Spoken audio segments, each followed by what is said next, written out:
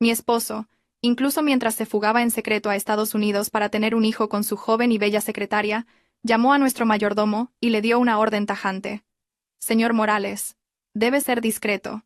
Mi esposa no debe saber nada. El señor Morales, que había servido a nuestra familia durante más de 30 años, respondió con una sola frase, serena pero demoledora. Al otro lado de la línea, mi esposo se quedó helado, y su vida de color de rosa comenzó a desmoronarse en ese preciso instante. Señorito, la voz de Morales era como el acero. La señora vendió la villa de 3 millones de euros y se marchó la semana pasada. Mi nombre es Valentina Herrera, y tengo 32 años. Nací como la única hija del presidente del Grupo Herrera. Crecí envuelta en sedas, protegida y educada en el mejor entorno posible. Nunca supe lo que eran las carencias o las dificultades. E ingenuamente, creí que mi vida sería siempre un camino de rosas, especialmente después de casarme con Mateo Solano. Mateo fue mi primer y único amor. 3 años mayor que yo, era el arquitecto jefe de una de las filiales del grupo. No provenía de una familia importante, pero poseía talento, ambición y una apariencia sofisticada y atractiva. Conquistó mi corazón con su encanto intelectual, sus modales de caballero y la promesa de un amor que trascendía lo material. Mi padre, curtido en 1000 batallas, dudó al principio, pero ante mi firmeza y la excepcional habilidad que Mateo demostraba en su trabajo, finalmente dio su bendición. Nuestra boda fue un acontecimiento fastuoso que acaparó innumerables páginas en la prensa. Tras el matrimonio, mi padre separó la firma de arquitectura y le otorgó a Mateo plenos poderes de gestión. Fue un regalo de bodas y, a la vez, una prueba. Nos mudamos a una villa en La Moraleja valorada en 3 millones de euros, una propiedad que mis padres me habían legado personalmente. En los 5 años que siguieron, la empresa de Mateo creció exponencialmente, convirtiéndolo en uno de los CEOs jóvenes más exitosos de Madrid. Me trataba con una devoción exquisita. Mi vida estaba llena de regalos de lujo y viajes suntuosos. Creía tener el matrimonio más perfecto del mundo. Hasta aquella fatídica noche. Mateo regresó a casa más temprano de lo habitual. En sus manos, traía un ramo de las rosas más rojas, mis favoritas. Me abrazó por la espalda y susurró con voz tierna. Cariño, mañana tengo que irme de viaje de negocios urgente a Estados Unidos. Ha surgido un proyecto muy grande, y debo supervisarlo personalmente. Creo que tardaré unos 3 meses. ¿No te aburrirás sola en casa? Mi corazón dio un vuelco. 3 meses era mucho tiempo, pero estaba acostumbrada a sus frecuentes viajes. Me giré, rodeé su cuello con mis brazos, y forcé una sonrisa. Tu trabajo es lo más importante. No te preocupes por mí y ve tranquilo. Estaré bien aquí con el señor Morales. Esa noche fue extrañamente afectuoso. Preparó la cena a la luz de las velas.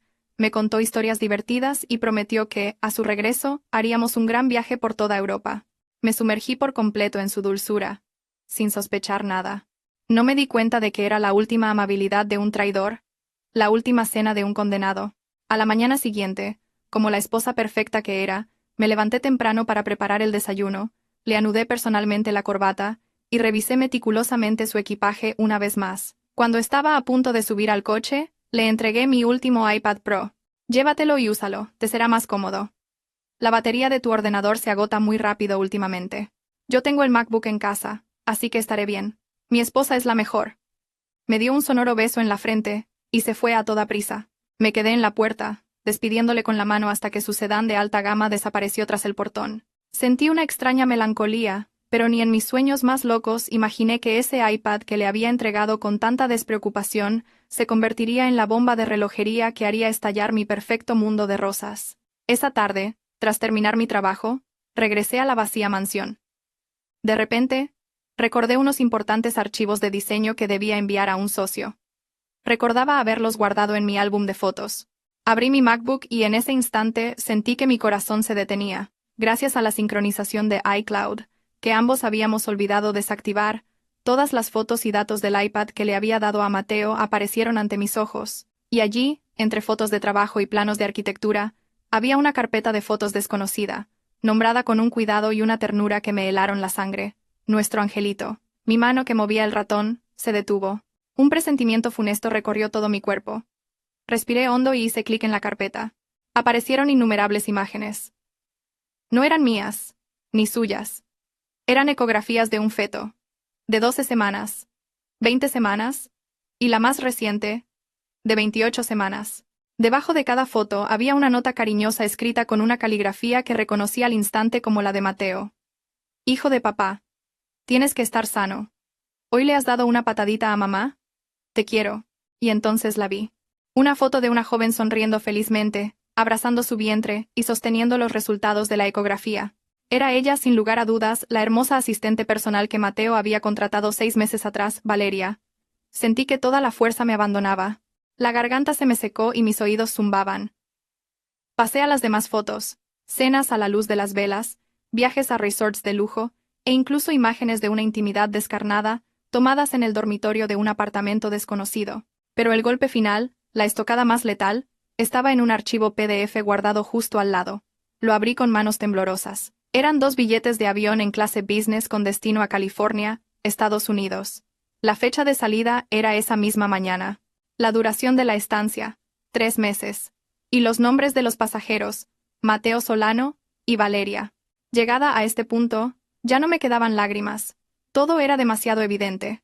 El viaje de negocios de 3 meses, el proyecto importante, todo era una mentira descarada. No solo me había estado engañando, sino que tenía una amante, un hijo con ella, y ahora, con mi dinero, con el dinero de mi familia, se la llevaba a Estados Unidos para que diera a luz y regalarle a su bastardo un comienzo perfecto. Y yo, su esposa legítima, me había quedado en casa como una idiota esperándole. Me había convertido en una simple figurante en mi propio matrimonio. El dolor se transformó en un odio gélido. Le había dado todo. Amor, confianza, una carrera con la que otros solo podían soñar. Y así era como él me lo pagaba. Cerré el MacBook. La expresión de angustia y desesperación desapareció de mi rostro, reemplazada por una calma aterradora. A mí me educaron para ser una líder, no una víctima. No me derrumbaré, lucharé. Fui al interfono y marqué un número familiar. Señor Morales. Mi voz ya no era la de la frágil Valentina, sino la de la verdadera dueña de la casa. Venga a mi despacho de inmediato. Tenemos trabajo que hacer. ¿Qué era exactamente ese trabajo al que se refería Valentina? ¿Y qué papel jugaría el leal mayordomo en el plan de venganza que estaba a punto de desatarse? En cuanto colgué, llegó el señor Morales, el hombre que había estado con mi familia desde que yo era una niña. Entró en el despacho. Era un hombre de complexión delgada, con el pelo canoso, pero su espalda seguía erguida y su mirada siempre había destilado inteligencia y lealtad.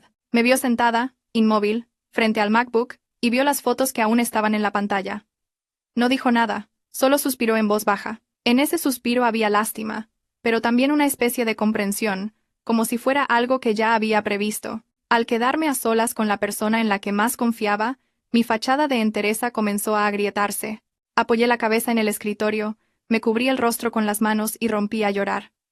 Lloré desconsoladamente, como una niña. Lloré por mi juventud engañada, por mi amor puro mancillado, por el hijo nonato de aquel traidor, y por mi propia estupidez. La calma de antes no era más que una máscara.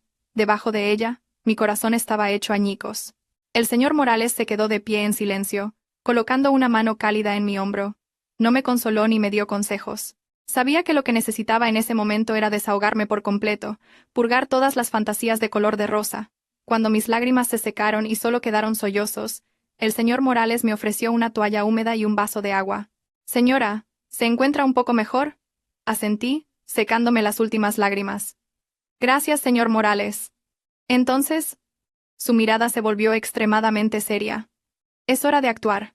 El señorito Mateo no solo la ha traicionado emocionalmente, sino que está llevando a cabo acciones que perjudican su patrimonio y el de todo el grupo. Levanté la cabeza. El agotamiento dio paso instantáneamente a la alerta. ¿Qué quiere decir? El señor Morales sacó un pequeño USB de su bolsillo y lo conectó a mi ordenador. Abrió un archivo protegido por varias contraseñas. Señora, desde hace medio año noté un comportamiento extraño en el señorito. Siguiendo las antiguas instrucciones del presidente, siempre he supervisado discretamente las actividades financieras de las filiales, incluida la firma de arquitectura del señorito. ¿Y qué descubrió? Mi corazón comenzó a latir con fuerza. El señorito ha estado utilizando su cargo de director para firmar contratos con varias empresas fantasma, que en realidad son empresas tapaderas suyas, y ha desviado una cantidad considerable de dinero de la compañía. Este dinero, señaló una cifra en la pantalla, ha pasado por varias cuentas antes de ser transferido finalmente a una cuenta en Estados Unidos. Vi la cifra. Ascendía a casi $500,000. Era casi la mitad del capital de la empresa. ¿Y qué? ¿Qué pretendía hacer con ese dinero? Preparar una nueva vida en Estados Unidos, señora, respondió Morales con voz gélida. Con esa secretaria y el hijo de ambos. Este viaje de 3 meses es en realidad una fuga. No tenía intención de volver. Planeaba llevárselo todo, dejándola a usted solo con una empresa vacía y deudas. Otra puñalada, más profunda y cruel.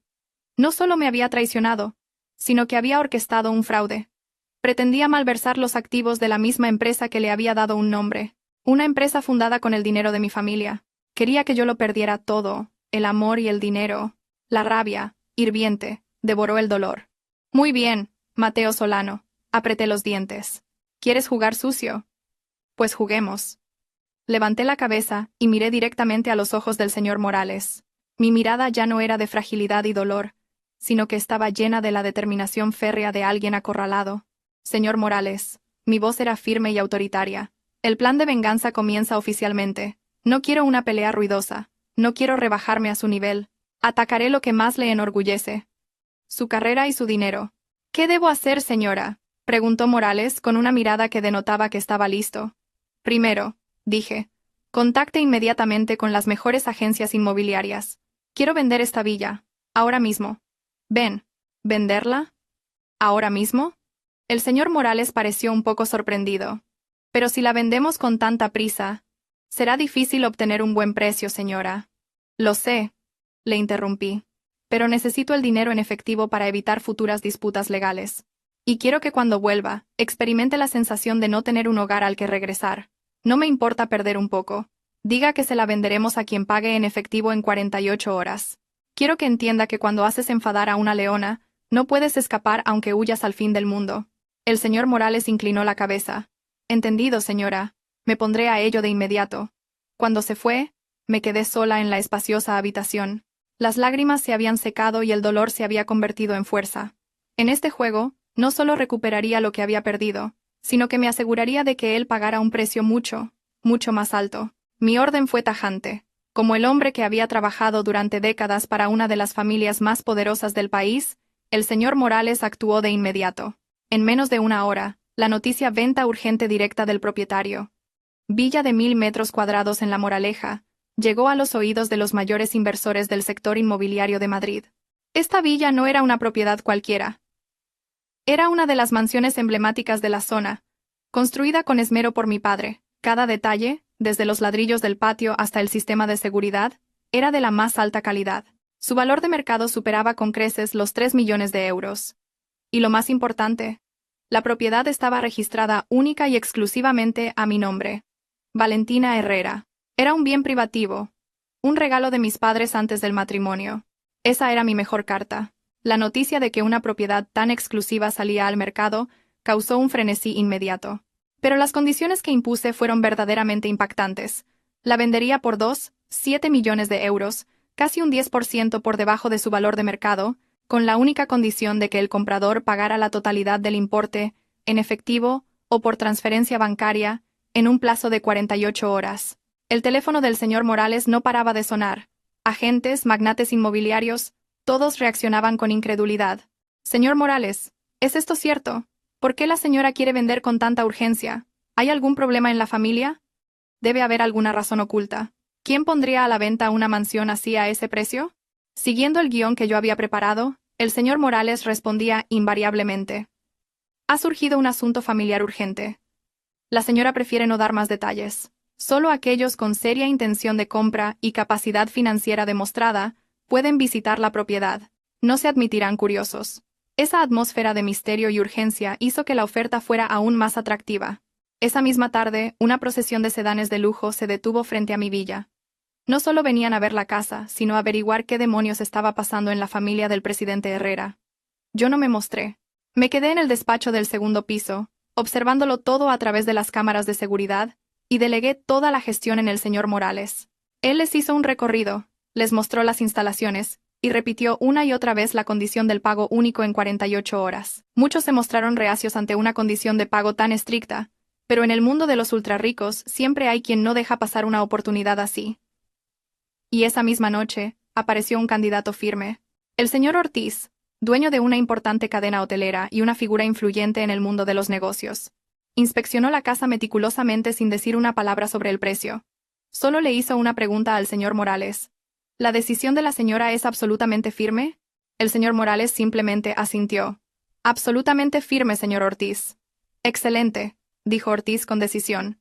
Mañana a las 9 de la mañana volveré con mis abogados y una maleta con la señal. Si toda la documentación está en orden, en 24 horas los 7 millones de euros estarán en la cuenta de la señora. Todo sucedió mucho más rápido de lo que esperaba. El trato histórico se cerró en menos de 12 horas. A la mañana siguiente, puntualmente a las 9, el señor Ortiz y su equipo llegaron. Con los mejores abogados de ambas partes presentes, todos los trámites se realizaron con celeridad. Yo, vestida como la hija de una familia noble en decadencia, solo tuve que sentarme y firmar. Cuando se estampó la última firma, y recibí la notificación en mi teléfono de que 7 millones de euros habían sido ingresados en mi cuenta secreta en Suiza, por fin pude respirar aliviada. El primer ataque había sido un éxito rotundo. Había convertido un bien inmueble en un flujo masivo de efectivo, lista para mi siguiente movimiento. La noticia de que la villa de 3 millones de euros se había vendido en un solo día, se extendió como un terremoto. Los vecinos no paraban de cuchichear. Dios mío, es verdad que los Herrera han vendido la casa. ¿Cómo ha podido ser tan rápido? Seguramente están en bancarrota. Dicen que el negocio del marido ha quebrado. Pobrecita, tan joven y ya teniendo que vender la casa para pagar las deudas de su esposo. Escuché todos esos comentarios mientras llegaba el camión de la mudanza. Le indiqué al señor Morales que solo empacara mis efectos personales y los recuerdos de mis padres. El resto de los muebles caros, aquellos que Mateo había elegido personalmente, se quedaron. No quería llevarme nada que me recordara ese falso pasado. Cuando salí por la puerta por última vez con mi hijo en brazos, miré hacia atrás. Este lugar había sido mi hogar, mi paraíso. Ahora no era más que un recuerdo vacío. Pero no estaba triste. Sabía que esto no era el final, sino el principio de una guerra que estaba segura de ganar. El coche que me recogió no me llevó a una residencia temporal. Fuimos directamente a otro lujoso ático en el centro de la ciudad, una de las propiedades que mi padre me había dejado en secreto. Desde aquí reconstruiría mi vida, y desde aquí presenciaría la caída del hombre que me traicionó. Pero mientras yo estaba ocupada con mis planes, al otro lado del mundo, en Estados Unidos, Mateo y Valeria seguían inmersos en su sueño de color de rosa, sin saber que la casa a la que pensaban volver ya no les pertenecía. ¿Cuándo llegaría la fatídica llamada del señor Morales? ¿Y cuán frenética sería su reacción al enterarse de que lo habían perdido todo? Mi mudanza fue rápida y silenciosa. Mientras todo Madrid hervía con la noticia de la venta exprés de la villa, yo me instalaba a salvo en un ático con la máxima seguridad. Un lugar al que ni los paparazzi ni los detectives privados podían acercarse. Desde sus amplios ventanales, podía contemplar toda la ciudad. Pero ahora, a mis ojos, Madrid no era una metrópolis deslumbrante, sino un gigantesco tablero de ajedrez, y yo era la jugadora que movía las piezas más importantes. Vender la villa fue solo el primer movimiento, un ataque preventivo para cortar la retirada de Mateo. Pero sabía que no era suficiente. Él todavía tenía dinero, otros activos en España, y lo más importante, el título de mi legítimo esposo. Tenía que estrechar el cerco, despojarlo de todo, y no dejarle ninguna vía de escape. A la mañana siguiente, junto con mi equipo de abogados, comencé a ejecutar la segunda fase del plan, ocultación y congelación de activos. Lo primero era gestionar mi enorme patrimonio. Además de los 7 millones de euros de la venta de la casa, tenía el 1.000.000 de euros que mis padres me habían dado como dote, repartidos en varias cuentas de ahorro. En total, casi 5 millones de euros. Una suma que haría que a cualquiera se le salieran los ojos de las órbitas. No podía dejar ese dinero en bancos nacionales. Sabía que en cuanto Mateo se enterara de todo, intentaría como un loco congelar mis cuentas y usar la ley para reclamar la división de bienes gananciales. Con la ayuda de los mejores expertos financieros del Grupo Herrera, la totalidad de los 5 millones de euros fue retirada discretamente y canalizada a través de diversas inversiones. Acciones, bonos, fondos de inversión en Singapur. Finalmente, todo el capital fue legalizado e ingresado en una cuenta secreta que mi padre había abierto para mí en Suiza. En solo 24 horas, sobre el papel, la Valentina Herrera de España era prácticamente insolvente. Mientras los fondos se movían, inicié simultáneamente una acción legal decisiva. Sentada frente a mis abogados, firmé la demanda de divorcio unilateral. Lo que la acompañaba no era un lamento sentimental, sino un grueso expediente con las pruebas que el señor Morales había recopilado. Las fotos de Mateo y Valeria en el aeropuerto, los extractos bancarios que demostraban la malversación de 500.000 de euros de la empresa, e incluso una grabación de una llamada con su amante en la que admitía estar engañándome. Al ver estas pruebas, mi abogado me dijo con confianza: con esto, no solo obtendremos el divorcio de forma rápida, sino que podemos solicitar al tribunal una orden de congelación de emergencia sobre todos los activos de Mateo Solano en España para proteger el patrimonio. Y eso era exactamente lo que quería. No necesitaba ni un céntimo de esos activos. El Audi que conducía, el apartamento que les había comprado a sus padres, su pequeña participación en la firma de arquitectura. Todo eso era calderilla comparado con lo que él me había arrebatado, pero quería quitárselo. Quería que sintiera la impotencia de ver todo congelado, de la misma manera que él había congelado mi corazón. La demanda se presentó en el juzgado y, en un solo día, se emitió la orden de congelación de emergencia. Todas las cuentas bancarias a nombre de Mateo Solano fueron bloqueadas. Se detuvo cualquier transacción de compra, venta o transferencia relacionada con sus bienes. La red estaba perfectamente tendida. En Estados Unidos, se había quedado sin casa a la que volver, y en España, no podía gastar ni un céntimo. Estaba completamente aislado, con todos sus recursos cortados, como una bestia acorralada. Todo se completó en solo 3 días, tiempo suficiente para cambiar el destino de una persona. Me senté en el ático, contemplando el lento fluir del río Manzanares. Me sentía extrañamente en calma. Más que euforia, sentía el cansancio después de una intensa batalla mental. Justo entonces, el señor Morales entró con un teléfono que vibraba. «Señora, es el señorito Mateo». Miré la pantalla. Era una llamada desde Estados Unidos. Había pasado una semana desde su partida. Probablemente llamaba para preguntar por la esposa que creía que le esperaba en casa y para dar órdenes al señor Morales. No contesté. Le pasé el teléfono a Morales. «Conteste usted», le dije, «y diga exactamente lo que le indiqué». El señor Morales asintió, pulsó el botón de llamada y activó el altavoz. La voz familiar, llena de arrogancia, resonó desde el otro lado. «Dígame, señor Morales, ¿todo bien por casa?» «Sí, señorito, todo en orden. Bien. No olvide ser discreto. Y asegúrese de que mi esposa, bueno, la señora, no se entere de nada. Dígale que estoy muy ocupado en reuniones. Si alguien pregunta, eso es lo que tiene que decir. ¿Entendido?» Me senté en silencio y escuché. El mismo tono autoritario, las mismas mentiras sin una pizca de remordimiento. No tenía ni idea de que en pocos segundos su mundo se derrumbaría por completo. La voz arrogante de Mateo Solano resonó a través del altavoz, rompiendo el silencio del ático. Seguía disfrutando de su papel de CEO poderoso, creyendo que todo en su país natal estaba bajo su control, que su dócil esposa le esperaba pacientemente en casa. No sabía que quien le escuchaba dar órdenes no era solo el viejo mayordomo, sino también esa esposa a la que acababa de mencionar. El señor Morales mantuvo su compostura habitual. Me miró como pidiendo una última aprobación. Asentí levemente. Había llegado el momento. «Señorito», comenzó a decir Morales. Su voz ya no tenía la sumisión de un empleado, sino la claridad acerada de quien comunica un hecho irrefutable. «Hay algo que debe saber». «¿Qué pasa?» La voz de Mateo al otro lado seguía siendo prepotente, ligeramente irritada por la interrupción. «¿La señora se ha ido de compras otra vez y ha gastado una fortuna?» El señor Morales ignoró su pregunta. Con la precisión de un martillo que golpea la arrogancia de Mateo, pronunció lentamente, palabra por palabra. «No es eso, señorito. La señora vendió la villa de 3 millones de euros y se marchó la semana pasada». Silencio. Un silencio sofocante se apoderó de la línea durante varios segundos. Podía imaginar la cara de Mateo en ese momento. La confianza desvaneciéndose, reemplazada por un shock absoluto. Señor Morales, ¿de qué está hablando?», balbuceó finalmente, su voz rota, despojada de toda arrogancia. «¿Vender la casa? ¿Es una broma? ¿Por qué la vendería? ¿A quién? ¿Por cuánto?». Un torrente de preguntas confusas y urgentes. No preguntó por qué me había ido, ni a dónde. Sus primeras preguntas seguían siendo sobre el dinero. «Señorito, no conozco los detalles», respondió Morales aún con su tono sereno. «Solo sé que la señora gestionó todos los trámites rápidamente. La casa tiene un nuevo dueño, y la señora también se ha mudado». No dijo a dónde iba. «Imposible, es imposible». Se oyó a Mateo gritar al otro lado, seguido del sonido de algo rompiéndose.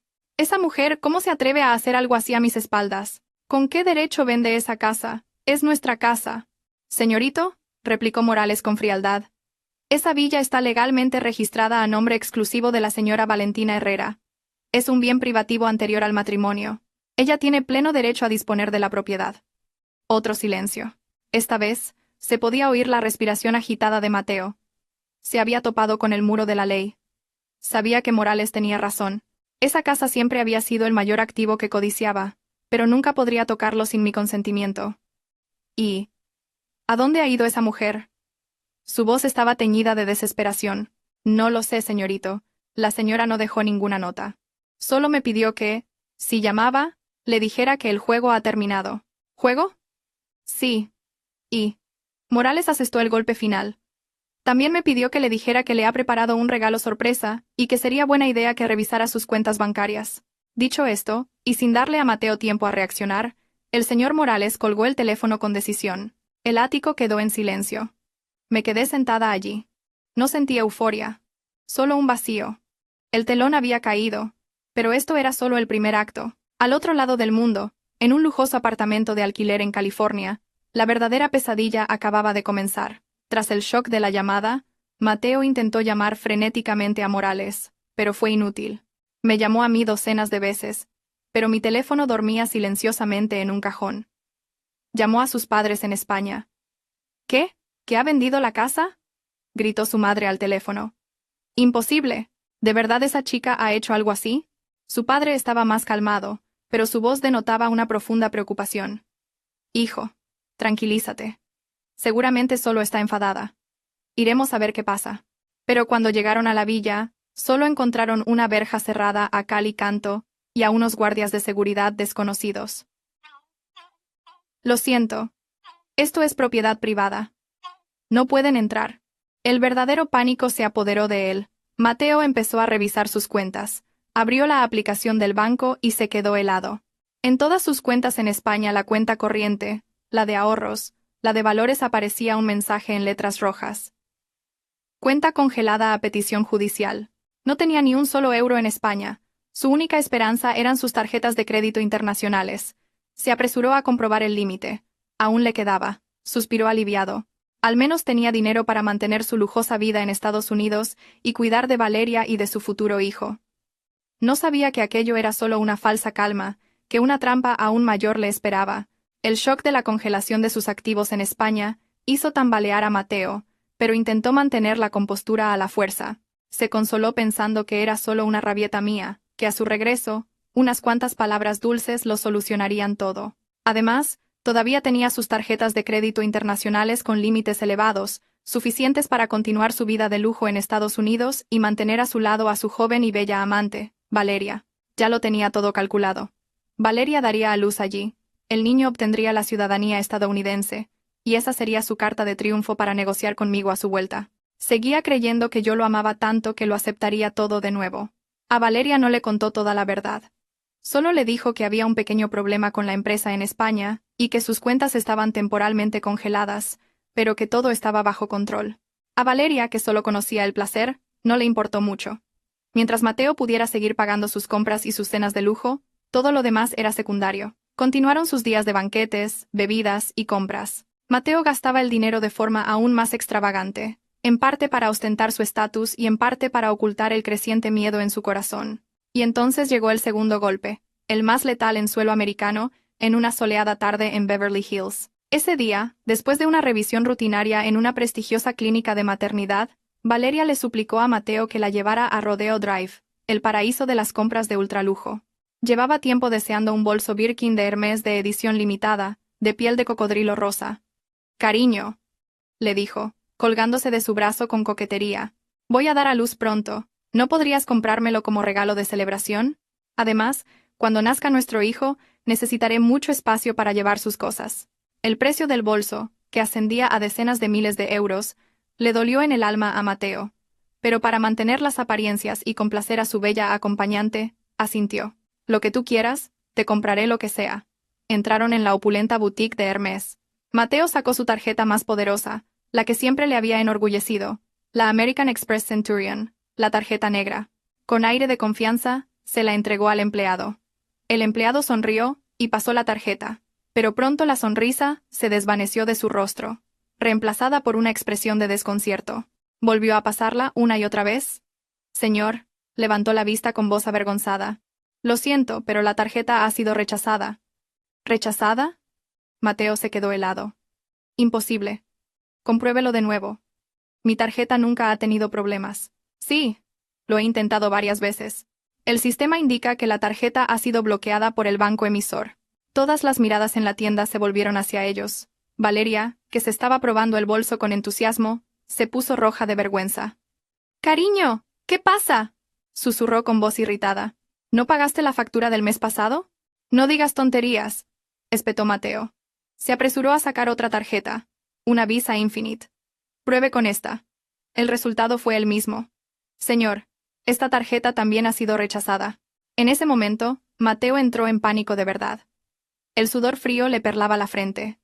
Sacó todas las tarjetas de su cartera. Todas eran de la categoría más alta, pero la respuesta fue siempre el mismo gesto de disculpa del empleado. Todas sus tarjetas de crédito, que él creía ilimitadas, habían sido bloqueadas. No podía entenderlo. Todas eran tarjetas familiares vinculadas a mi cuenta principal. ¿Cómo podía haberlas bloqueado yo? No sabía que, como titular principal de la tarjeta, y con el respaldo del mejor equipo legal, yo tenía todo el derecho a hacerlo. Si le había dejado gastar dinero durante una semana, fue solo para reunir más pruebas de su lujoso estilo de vida. «Cariño, lo siento», balbuceó Mateo, volviéndose hacia Valeria. «Debe haber algún error con el banco.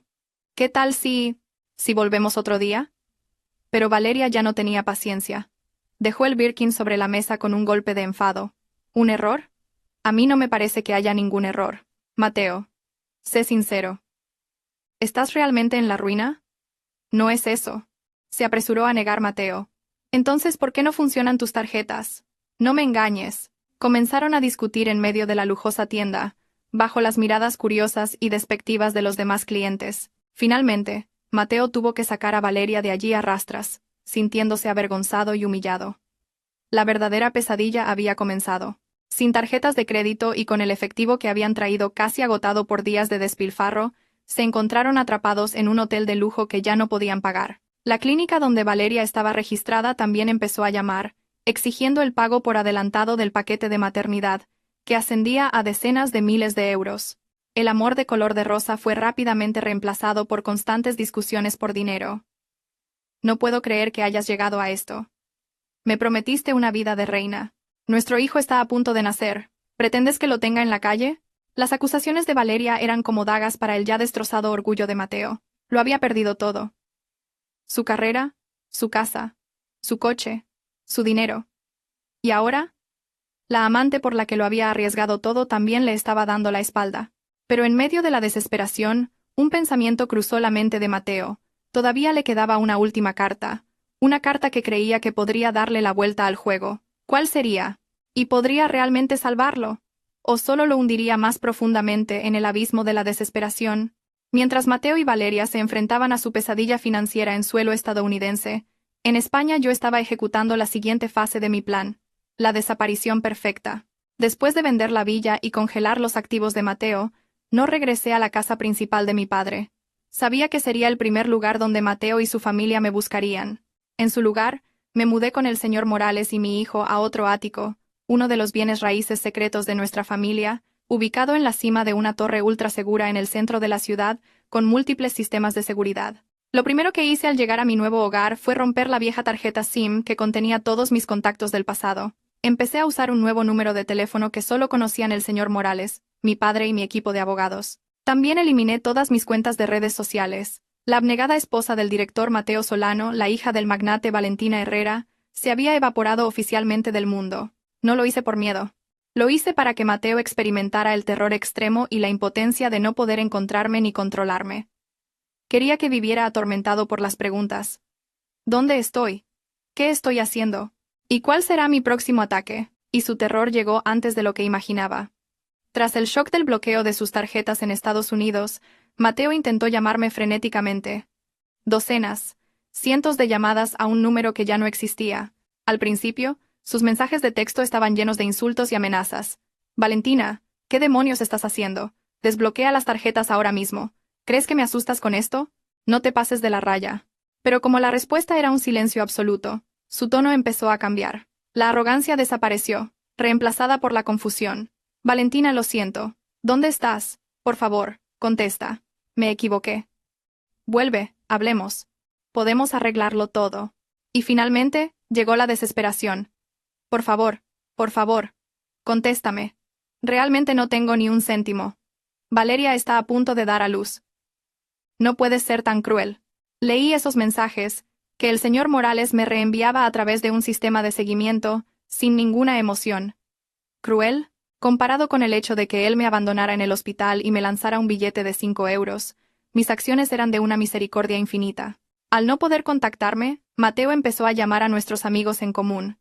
Pero todos habían recibido las mismas instrucciones de mi parte. Estoy bien, pero no quiero que me molesten. Nadie sabía dónde estaba y nadie podía darle ninguna información. Era como si estuviera gritando en un vacío.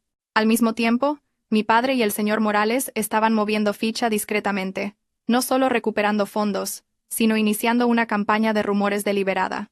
Se filtró hábilmente en los círculos empresariales que la empresa de Mateo estaba ahogada en deudas y al borde de la quiebra. Los socios restantes, que aún no se habían visto afectados por el ataque de recuperación de fondos, empezaron a inquietarse y a pensar en retirarse.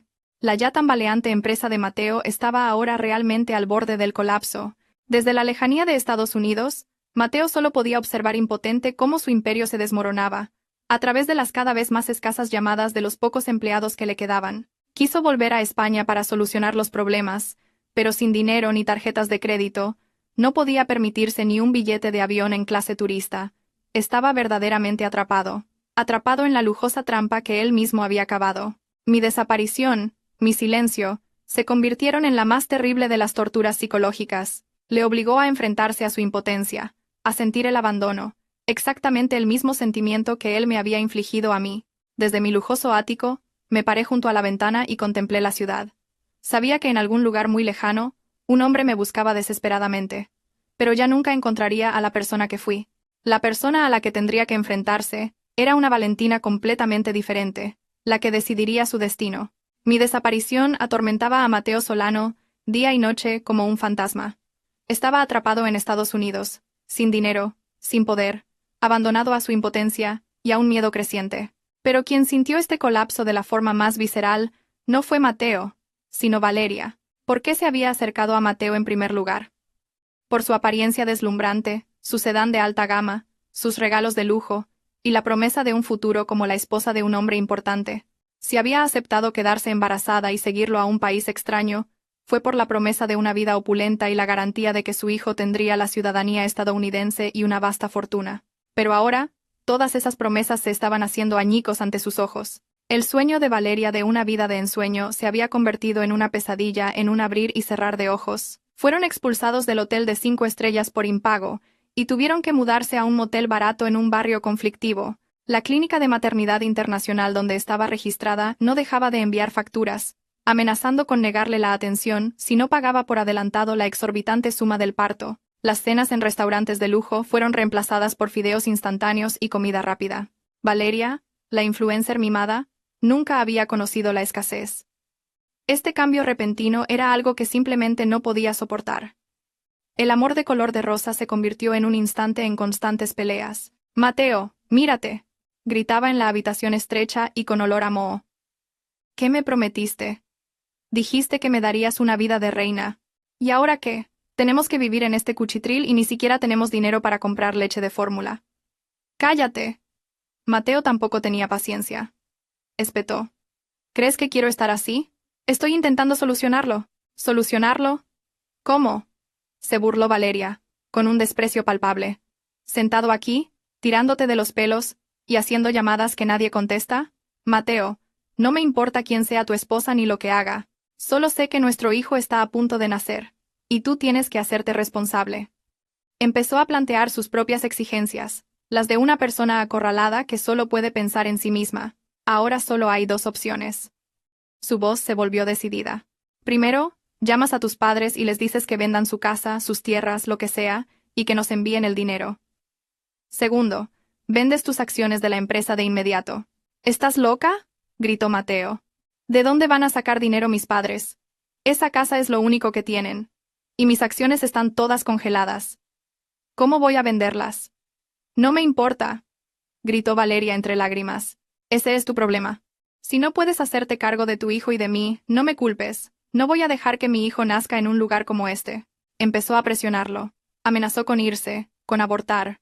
Usó al niño en su vientre como una herramienta para chantajear al hombre al que una vez había jurado amor eterno. Mateo estaba completamente acorralado. Atrapado entre dos fuegos. Por un lado, una esposa desaparecida con una fortuna inmensa. Por el otro, una amante embarazada y cada vez más desesperada. Intentó llamar a sus padres, pero solo recibió lamentos y llantos. Ellos también estaban en la ruina, soportando las burlas de sus vecinos. Desesperado, Mateo hizo una locura. Acudió a unos prestamistas ilegales dirigidos por mafiosos en la comunidad local. Empeñó su pasaporte y firmó un préstamo con unos intereses desorbitados, solo para conseguir algo de dinero temporal para calmar a Valeria y pagar las facturas del hospital. No sabía que ese acto era la última palada, la que cavaría su propia tumba.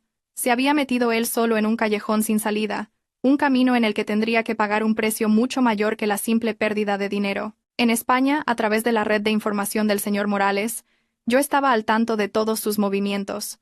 Supe de sus peleas, de la traición de Valeria y de que Mateo había recurrido a los prestamistas. No intervine, me limité a observar en silencio. Era el karma que ellos mismos tenían que soportar. El barco de su amor se había construido sobre mentiras y materialismo, y ahora se hundía lentamente en medio del océano. Mientras Mateo se ahogaba en deudas con prestamistas y soportaba las presiones de su amante, yo en España decidí que había llegado el momento de asestar el golpe final. Estaba financieramente arruinado y emocionalmente destrozado. Era hora de demoler por completo lo último que le quedaba, su reputación como CEO de talento y la firma de arquitectura de la que tan orgulloso estaba. No actué directamente. Mi padre y yo planeamos un ataque más sofisticado, usando el arma más sucia. El juego mediático.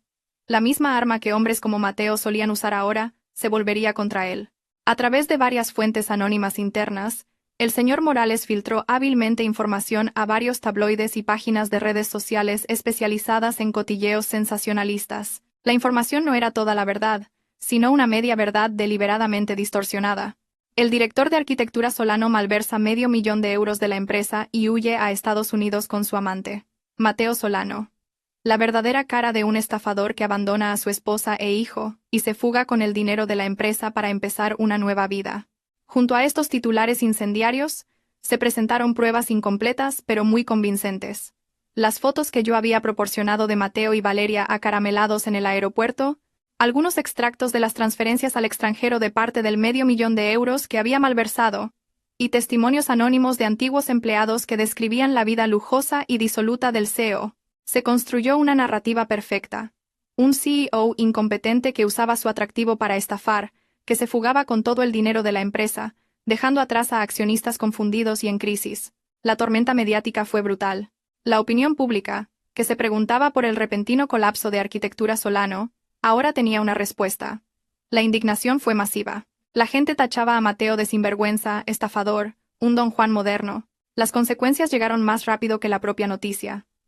Los demás accionistas de la empresa, que habían invertido su dinero en el talento de Mateo, se enfurecieron al leer las noticias. Se dieron cuenta de que habían sido engañados. Se congregaron en la sede de la empresa exigiendo explicaciones y la devolución de su inversión. Pero solo encontraron oficinas vacías y empleados desorientados. Los socios que aún dudaban encontraron ahora una razón clara para romper sus contratos. Cancelaron masivamente sus acuerdos e iniciaron demandas por daños y perjuicios. El barco llamado Arquitectura Solano, que ya tenía una vía de agua, ahora se hacía añicos contra las olas. En Estados Unidos, Mateo solo podía observar impotente en la pantalla de su móvil cómo su imperio de humo se derrumbaba. Intentó llamar, explicar. No es verdad, no he huido, me han tendido una trampa, pero nadie le creyó. A sus ojos, no era más que un estafador poniendo excusas. Sus padres también lloraban de impotencia. Intentaron dar explicaciones a vecinos y familiares, pero solo recibieron miradas de desprecio y cuchicheos a sus espaldas. De tal palo, tal astilla, ¿toda la familia son unos estafadores? La humillación y el oprobio fueron totales. Lo habían perdido todo. No solo el dinero, sino también el honor, que para ellos era más valioso que la vida. Mientras tanto, yo observaba todo en silencio desde mi ático. Solo sentía una fría sensación de justicia. Era el precio de la traición. Él había intentado construir un futuro brillante sobre mi dolor, así que ahora debía hundirse en las cenizas que él mismo había creado.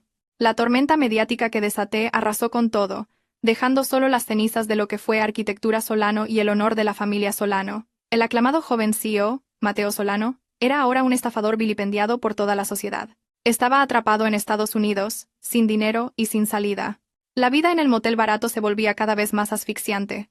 Las deudas con los prestamistas crecían como una bola de nieve cada día. Valeria, con su vientre cada vez más prominente, ya no tenía paciencia. Sus discusiones ya no eran sobre bolsos de Hermès o coches Bentley, sino sobre cada comida, sobre cada euro gastado. Mateo, ¿qué vamos a hacer ahora?, gritó Valeria, señalando el último aviso del hospital. Si no pagamos esta semana no me atenderán. ¿Pretendes que dé a luz en la calle? Vale, deja de gritar. Mateo también había perdido la calma. Se agarró la cabeza. Estoy buscando una solución, pero ya no tenía soluciones. Sus amigos le habían dado la espalda, sus socios lo habían demandado. Su familia en España también estaba en crisis. Estaba verdaderamente en un callejón sin salida. Finalmente, después de varias noches en vela, enfrentado a la cruda realidad de que su sueño americano se había desmoronado por completo, Mateo tuvo que tomar la decisión más amarga: volver. Volver a España para enfrentarse al caos que había creado y, lo más importante, para encontrarme a mí su último salvavidas. Pero incluso volver no fue fácil. No tenía dinero, y su pasaporte estaba en manos de los mafiosos. Tuvo que recurrir a la humillante ayuda del consulado español en Estados Unidos. Tras un complicado proceso y todo tipo de humillantes llamadas de aval de sus familiares en España, finalmente consiguió 2 billetes de vuelta en clase turista. El vuelo de más de 15 horas desde California a Madrid fue probablemente el más largo y pesado de sus vidas. No se dirigieron ni una palabra. Mateo estaba sumido en la ansiedad y el miedo por lo que le esperaba en casa, mientras que Valeria simplemente miraba por la ventana en silencio, aunque en su mente, sin duda, ya estaba calculando su propia vía de escape. Su sueño de convertirse en la señora de la casa había terminado. El avión aterrizó en el aeropuerto de Barajas, en una calurosa tarde. Cuando Mateo y Valeria, con aspecto cansado y desaliñado, salieron a la terminal de llegadas arrastrando sus maletas baratas, no fue su familia quien los recibió. Señor Solano, le hemos estado buscando por todas partes. ¿Dónde se había metido? Un grupo de hombres de aspecto rudo, liderados por un tipo corpulento con los brazos cubiertos de tatuajes, los rodeó como una jauría. Eran los acreedores, los accionistas estafados por Mateo, gente que, tras ver las noticias de su huida, llevaba días acampando en el aeropuerto. ¿Quiénes son ustedes? Mateo palideció, y por instinto, empujó a Valeria detrás de él. ¿Quiénes somos?, se burló el hombre corpulento. Tus acreedores, cabrón. ¿Te lo pasaste bien con tu amante gastándote nuestro dinero y ahora te haces el sorprendido? No, es un malentendido, intentó explicar Mateo.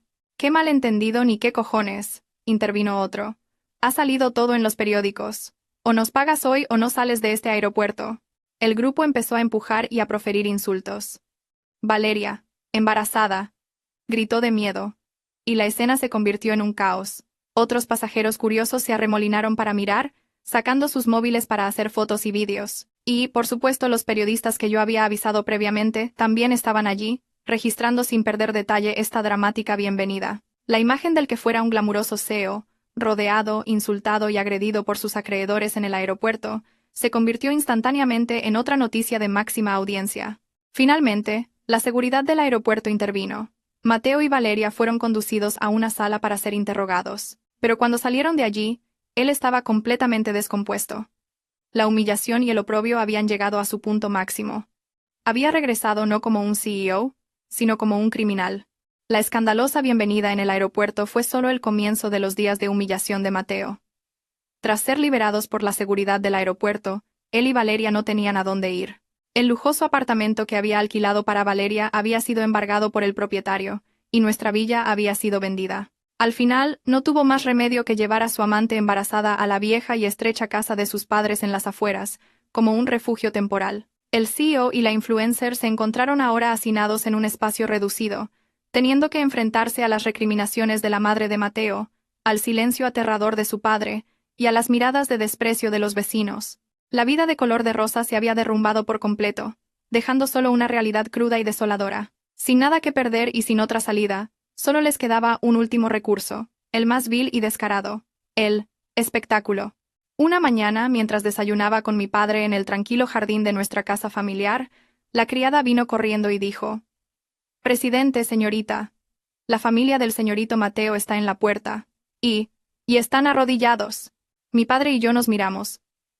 El teatro que esperábamos finalmente había comenzado. Me levanté. Déjelos arrodillados.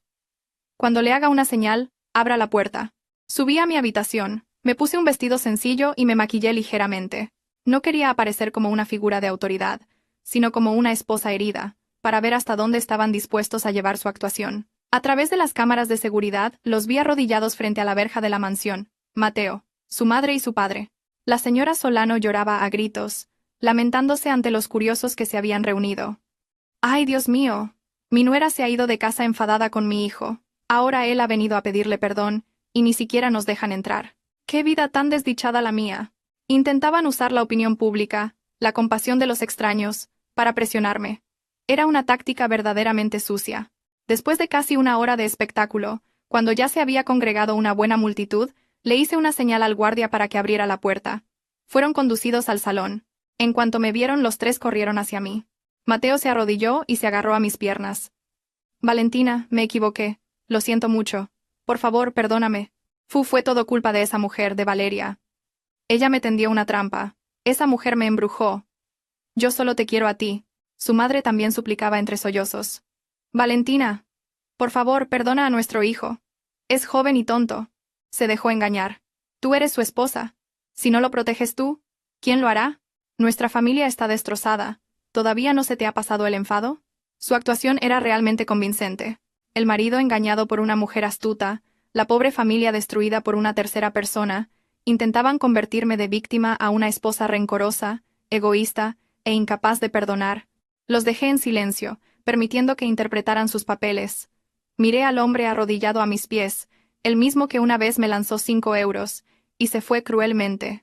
Miré a mi suegra, la que había animado a su hijo a abandonarme. Sus sonrisas, sus palabras, qué asquerosamente falsas eran. Cuando sus lágrimas se secaron y terminaron sus lamentos, hablé en voz baja.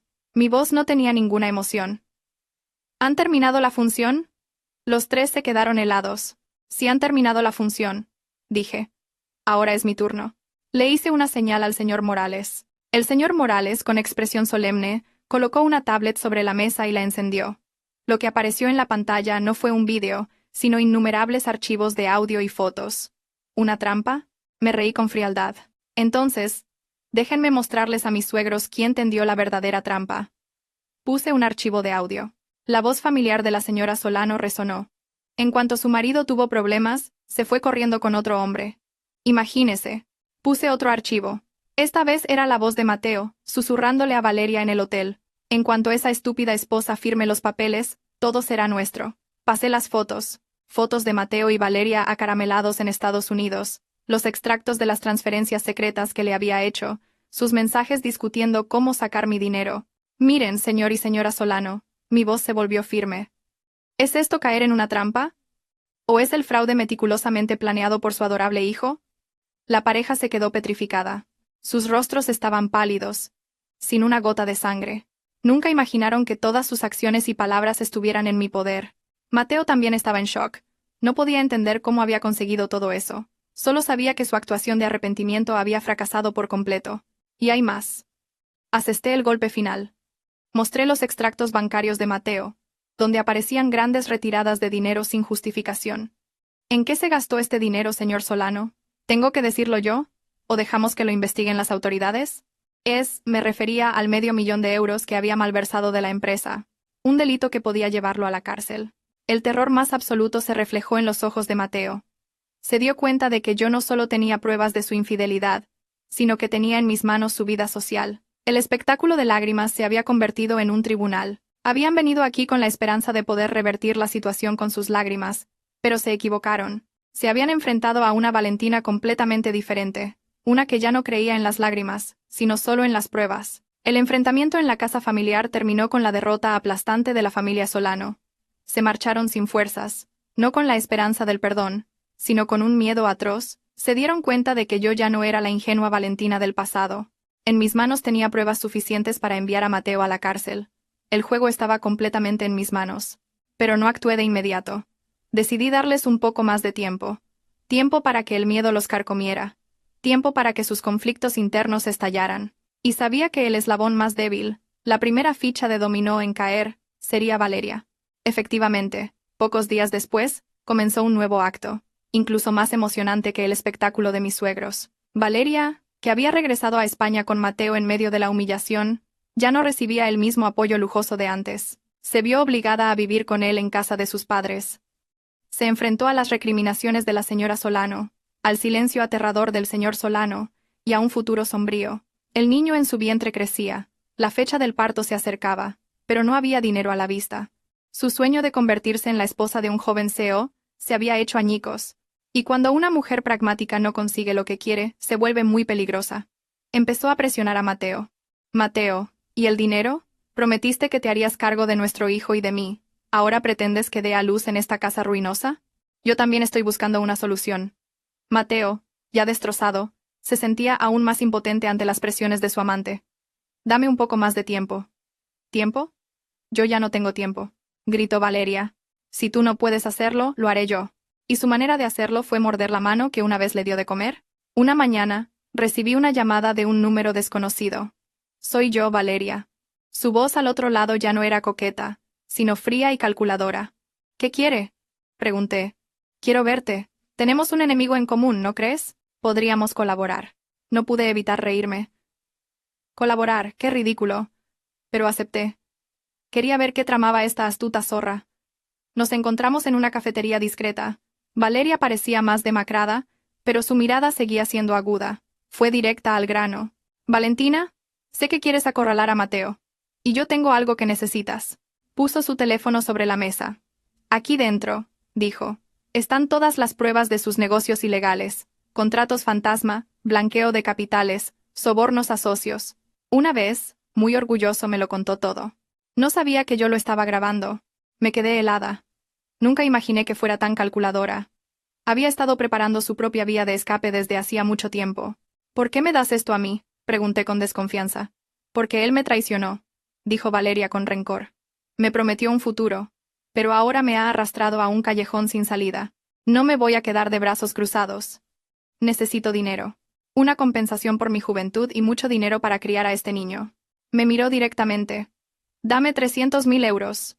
A cambio, te entregaré todas estas pruebas. Con ellas podrás hundirlo socialmente, incluso enviarlo a la cárcel. Y yo, cogeré el dinero y desapareceré de aquí para siempre. Era un trato muy justo. La miré. Joven y hermosa, pero con el alma manchada por el dinero. Sentí desprecio, pero también un poco de lástima. Sin embargo, no acepté. ¿Te parezco tan estúpida? Me reí con frialdad. No necesito gastar ni un céntimo en comprar algo así. Con las pruebas que ya tengo, si las presento en el juzgado, él ya estará en suficientes problemas. Y tú, como cómplice, tampoco te librarás.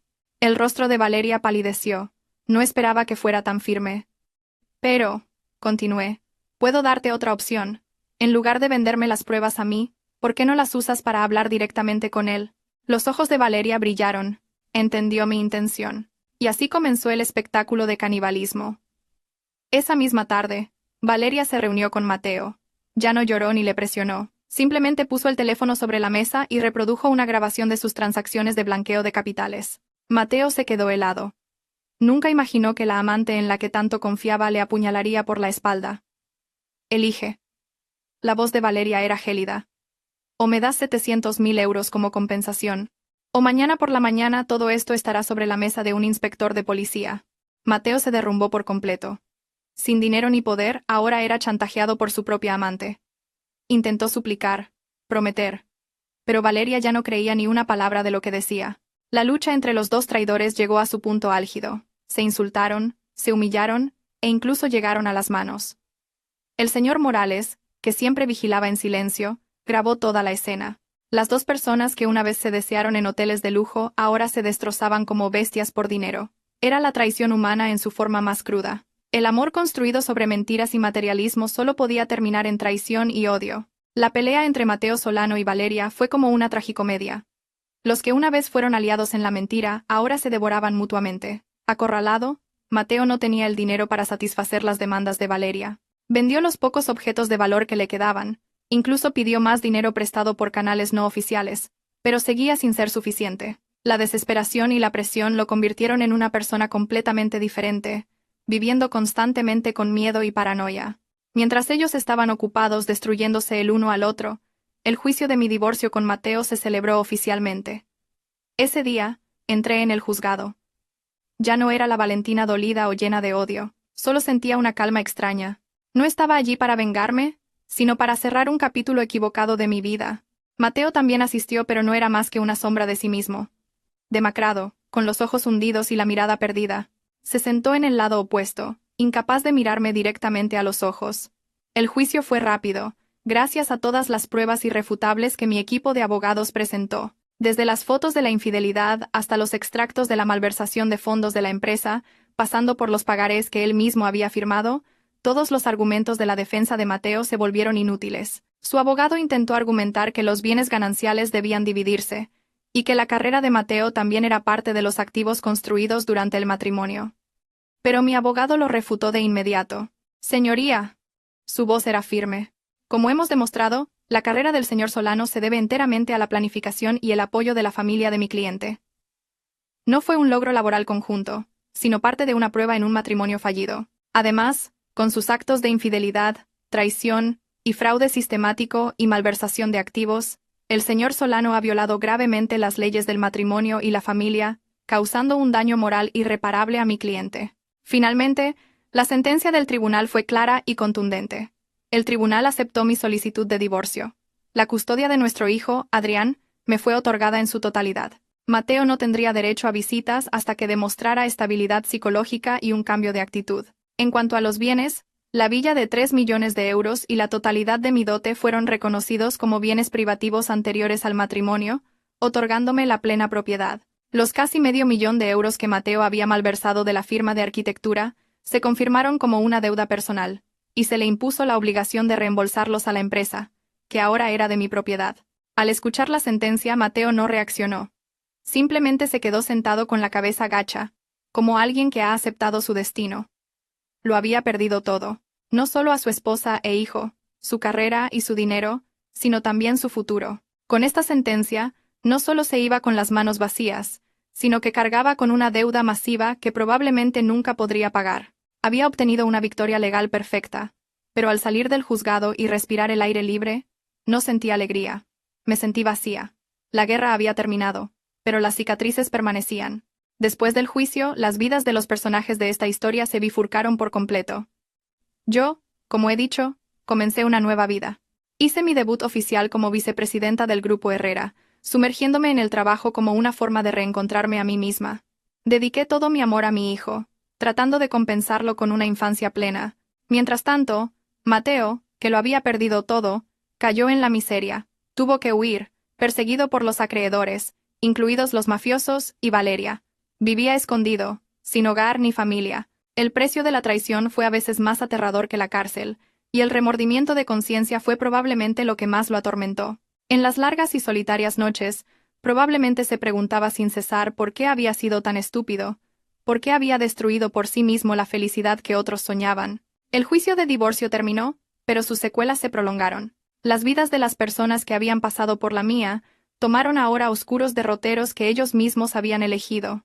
El karma, como el acreedor más paciente, fue llamando a la puerta de cada uno. La primera en enfrentarlo fue Valeria. Después de intentar sin éxito extorsionar a Mateo y darse cuenta de que el lujoso barco en el que viajaba se había hundido por completo, buscó rápidamente una vía de escape, pero subestimó la crueldad de los prestamistas. Al no poder encontrar a Mateo, empezaron a perseguirla a ella, a quien consideraban su cómplice. La vida de la influencer adorada por todos había terminado. Valeria tuvo que vivir escondida, cambiando constantemente de residencia. Su vientre cada vez más prominente se convirtió en una carga imposible de ocultar, y vivía en un estado de ansiedad constante. Finalmente, sin dinero y sin nadie a quien recurrir, tuvo que dar a luz sola en un hospital público. Nació un niño, pero en lugar de alegría, el bebé solo le trajo a Valeria más carga y desesperación. No tenía dinero para la leche de fórmula ni la capacidad para cuidar de una vida tan pequeña, y acorralada hizo algo que la atormentaría de por vida. Una mañana, el señor Morales me dio una noticia. Un bebé recién nacido había sido encontrado abandonado en la puerta de la casa de los padres de Mateo en el pueblo, junto con una breve nota de suicidio de Valeria. En la carta, decía que el niño era de la sangre de Mateo, y que dejaba su crianza en manos de la familia.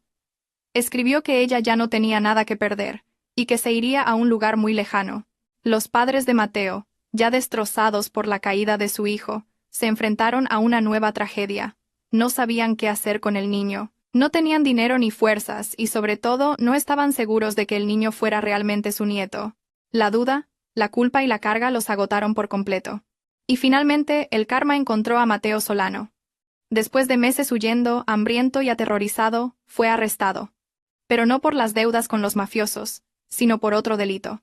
Con las pruebas que yo había proporcionado sobre la malversación de $500,000 de los fondos de la empresa, la policía lo había puesto en busca y captura por un delito de apropiación indebida. La foto de su detención en el periódico me sorprendió. El hombre de la foto estaba demacrado, oscuro, con la barba y el pelo descuidados, y la mirada perdida.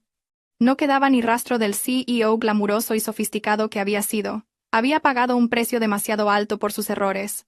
La sentencia posterior fue de 12 años de prisión.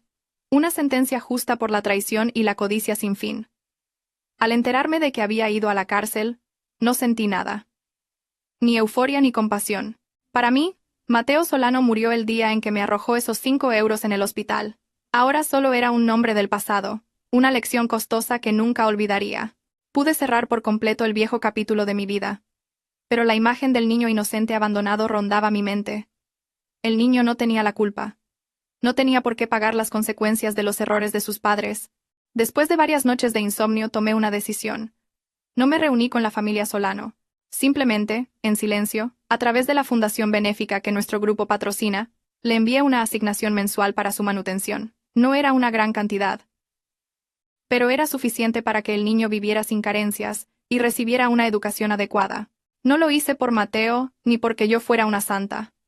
Lo hice por mi conciencia como ser humano, y porque no quería que otro niño creciera en la carencia y el resentimiento.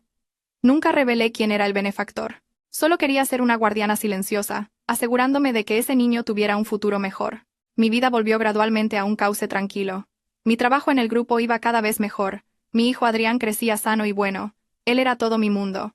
Pero a veces, en las noches tranquilas, me preguntaba si mi corazón, después de toda esta tormenta, podría volver a aceptar un nuevo amor. O si la cicatriz de la traición permanecería allí para siempre, como una advertencia imborrable. Pasaron 3 años desde aquel fatídico juicio. 3 años, tiempo suficiente para que las olas embravecidas se calmaran y las heridas más profundas cicatrizaran. Mi vida había encontrado por fin la verdadera paz. Una paz que una vez pensé que nunca alcanzaría. Ya no era la Valentina que vivía en una torre de marfil, ni la Valentina consumida por el odio. Era la madre de un niño, una empresaria y una mujer que estaba aprendiendo a quererse de nuevo. Bajo mi dirección y la de mi padre, el grupo Herrera creció aún más fuerte, pero mi mayor éxito no residía en las cifras de facturación ni en proyectos inmobiliarios multimillonarios. Mi mayor éxito era Adrián. Mi hijo tenía ahora 4 años, un niño inteligente, travieso pero muy cariñoso. Era el pequeño sol que iluminaba todo mi mundo. Le dedicaba todo mi tiempo libre. Leíamos juntos, construíamos castillos con legos y paseábamos por el parque cada fin de semana. Quería compensarlo por todo, que creciera en un entorno lleno solo de amor y seguridad. En cuanto al hijo de Mateo y Valeria, seguía apoyándolo discretamente a través de la fundación. Le puse el nombre de Julián, esperando que su vida fuera siempre brillante como el sol. El niño crecía con sus abuelos en el pueblo. Según me contaron, la señora Solano había cambiado mucho después de todo lo ocurrido. Ya no era codiciosa ni arrogante, solo vivía en silencio, volcando todo el amor que le quedaba en cuidar de su desafortunado nieto. Quizás esa era su forma de expiación. Pensé que mi vida transcurriría así de tranquila, solo mi hijo y yo. La herida de la traición había cicatrizado, pero aún me dejaba con miedo a las nuevas relaciones. Había construido un sólido muro alrededor de mi corazón. Hasta que un día, apareció un hombre que con paciencia derritió ese muro de hielo. Se llamaba Marcos, el arquitecto jefe de un gran proyecto en el que nuestro grupo colaboraba. No era guapo y romántico como Mateo. Tenía un aspecto maduro y tranquilo, con una sonrisa amable y unos ojos que hablaban. Nos conocimos en una reunión tensa. Mientras yo refutaba duramente una propuesta de diseño, él no discutió, solo escuchó en silencio. Y luego presentó una propuesta completamente nueva, que no solo resolvía todos los problemas que yo había planteado, sino que superaba con creces mis expectativas. Su talento y humildad me atrajeron. Empezamos a hablar más, no solo de trabajo. Él me habló de sus viajes y de su pasión por la fotografía, y yo le hablé de mi hijo Adrián, y de la panadería que soñaba con abrir. Con él, sentía una calma extraña. No intentó conquistarme con palabras grandilocuentes ni regalos caros. Simplemente estaba ahí, escuchando, comprendiendo, compartiendo.